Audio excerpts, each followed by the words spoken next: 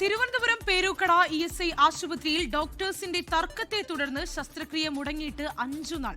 2 ദിവസത്തിനകം പ്രശ്നം പരിഹരിക്കുമെന്ന മന്ത്രി വി ശിവൻകുട്ടിയുടെ ഉറപ്പ് പാഴായി. സ്ഥലമാറ്റം ലഭിച്ച സർജന് പകരം ഡോക്ടർ വന്നില്ല.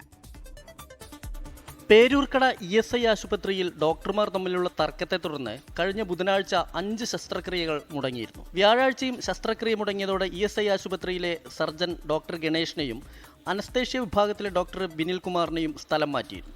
ഡോക്ടർ ഗണേഷ് നടത്തുന്ന ശസ്ത്രക്രിയയ്ക്ക് അനസ്തേഷ്യ നൽകാൻ കഴിയില്ലെന്ന ഡോക്ടർ ബിനിൽ കുമാറിന്റെ നിലപാടാണ് പ്രതിസന്ധിയുണ്ടാക്കിയത്. എന്നാൽ 5 ദിവസമായിട്ടും പകരം ഡോക്ടർമാരെത്തിയിട്ടില്ല. സർജൻ ഇല്ലാത്തതിനാൽ അടിയന്തര ശസ്ത്രക്രിയകൾ പലതും മുടങ്ങിയിരിക്കുകയാണ്. കോട്ടയത്ത് നിന്നുള്ള സർജനാണ് പേരൂർക്കട ആശുപത്രിയിലെത്തി ചുമതലയേൽക്കേണ്ടത്. 2 ദിവസത്തിനകം സർജൻ എത്തുമെന്ന് മന്ത്രി വി ശിവൻകുട്ടി ഉറപ്പ് നൽകിയെങ്കിലും ഫലമുണ്ടായില്ല. സർജൻ ചുമതലയേൽക്കുന്നത് എപ്പോഴാണെന്ന് പോലും അധികൃതർക്ക് ഉറപ്പില്ല.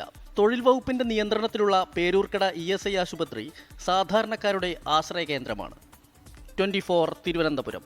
ലോകത്തെവിടെയായാലും ഏത് സമയത്തും 24 വാർത്തകളും ഓഗ്മെന്റഡ് റിയാലിറ്റി പാക്കേജുകളും എക്സ്പ്ലെയിനറുകളും വിശദമായി കാണാൻ ഞങ്ങളുടെ യൂട്യൂബ് ചാനൽ നിങ്ങൾക്ക് സബ്സ്ക്രൈബ് ചെയ്യാം.